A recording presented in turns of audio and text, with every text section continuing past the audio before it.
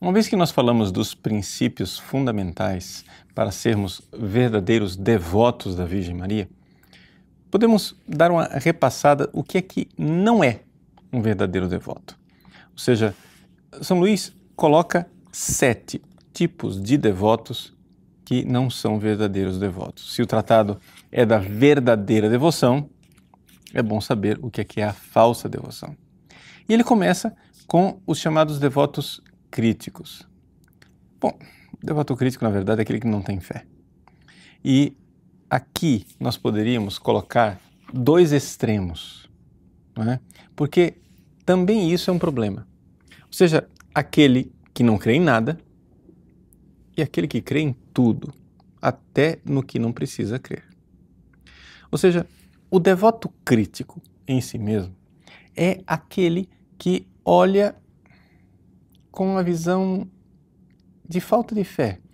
Os milagres, as aparições, sinais claros da presença da graça divina no dia a dia.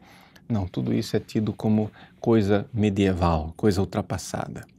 Nós precisamos ser críticos e a pessoa é tão crítica que termina depois criticando até mesmo aquilo que é a fé da igreja. Não é raro encontrarmos hoje em dia pessoas que exatamente criticando a devoção à Virgem Maria terminam reduzindo a Virgem Santíssima a uma mulher qualquer, ou no máximo uma discípula de Jesus. Pois bem, essas pessoas têm uma imensa dificuldade para entender o verdadeiro mistério da encarnação. Ou seja, que Jesus não é um homem qualquer, é Deus que se fez homem. Essas pessoas têm dificuldade de entender, por exemplo, os mistérios da Imaculada Conceição, da Virgindade de Maria, da Assunção, enfim. Esses não merecem nenhum nome de devotos, porque já que não têm fé, no fundo, eles nem sequer são verdadeiros membros da igreja.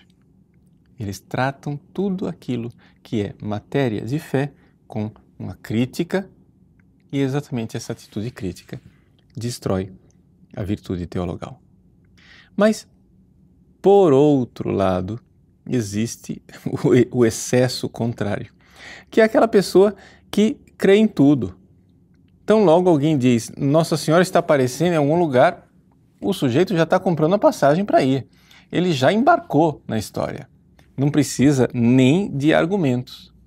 Ele só precisa saber que é Nossa Senhora que está aparecendo. Bom, também não dá para ser assim. Por quê? Porque exatamente esse excesso de credulidade, esta ingenuidade, né, faz com que essa pessoa preste um desserviço à verdadeira fé e àquilo que verdadeiramente está ligado à Virgem Maria. Então, o primeiro tipo de devoto que nós devemos nos acautelar é o devoto crítico. Existe um outro tipo de devoto, além do devoto crítico, é o devoto escrupuloso, está no número 94 e seguintes do Tratado da Verdadeira Devoção.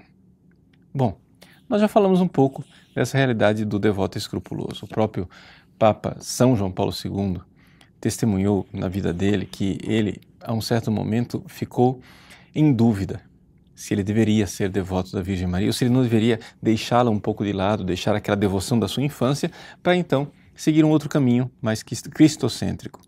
E São Luís resolveu a coisa colocando no tratado, como ele de fato coloca, Jesus Cristo no centro de tudo. E a razão de ser é essa: a lua não tira a glória do sol.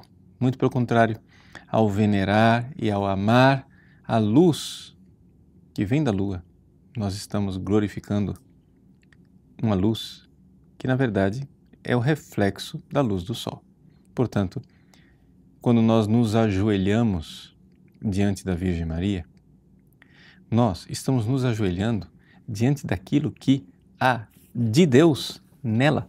E não precisamos ter medo disso. Quando você se ajoelha diante de uma imagem, você não está realizando um ato de idolatria.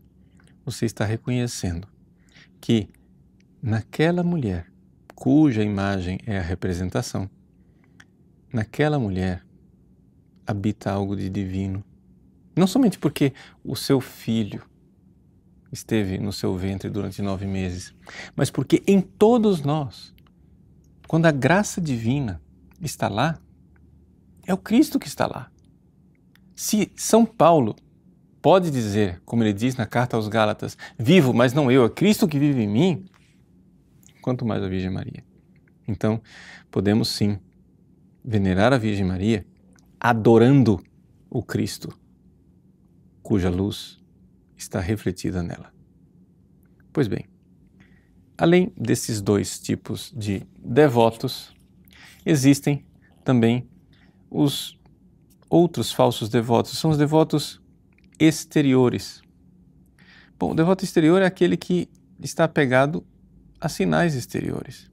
Ou seja, o sujeito usa medalhas, correntes, sinais externos de devoção, mas não quer saber da verdadeira devoção interna.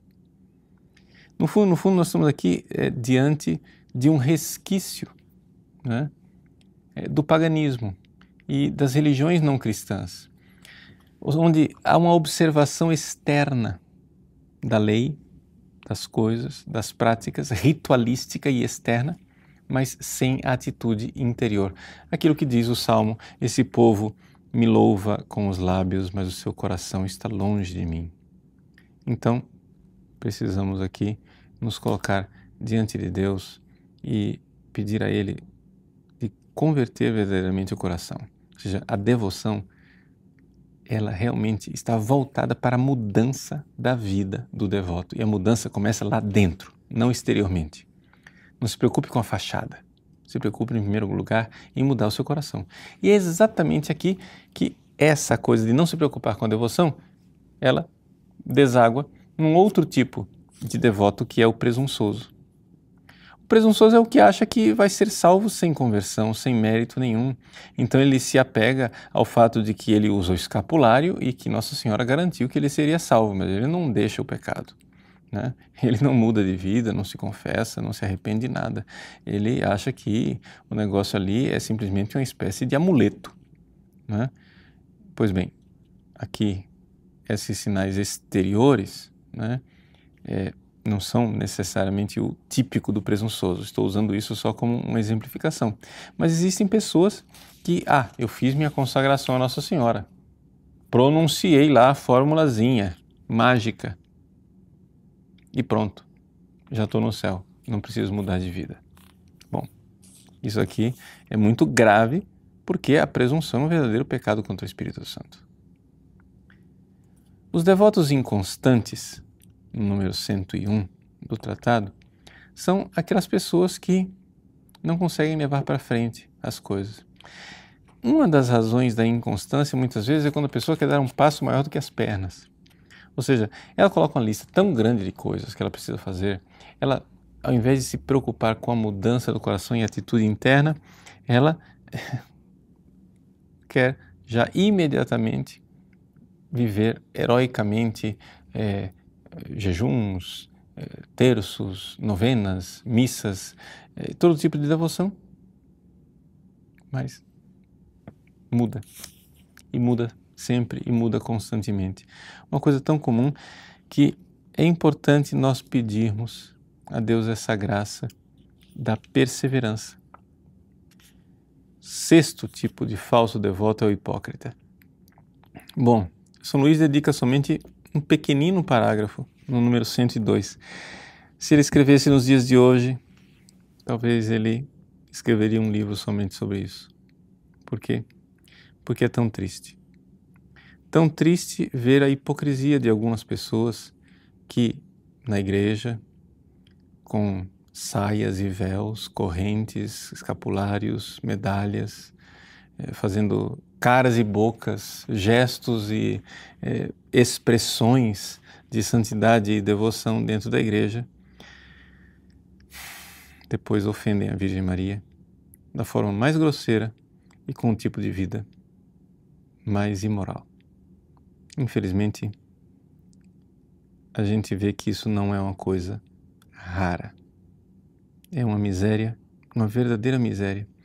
E eu diria até que são devotos que são usados pelo diabo. Por quê?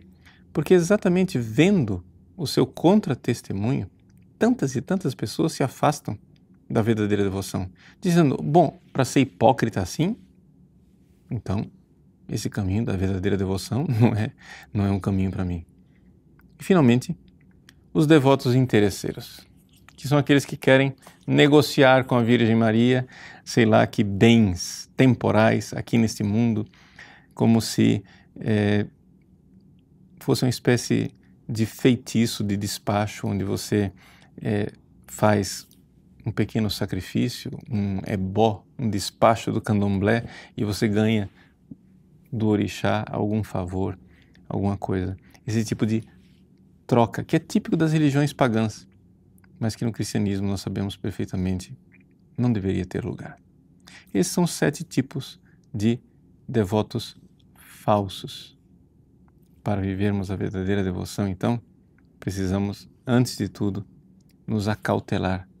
Mais do que isso, exorcizar esse tipo de atitude.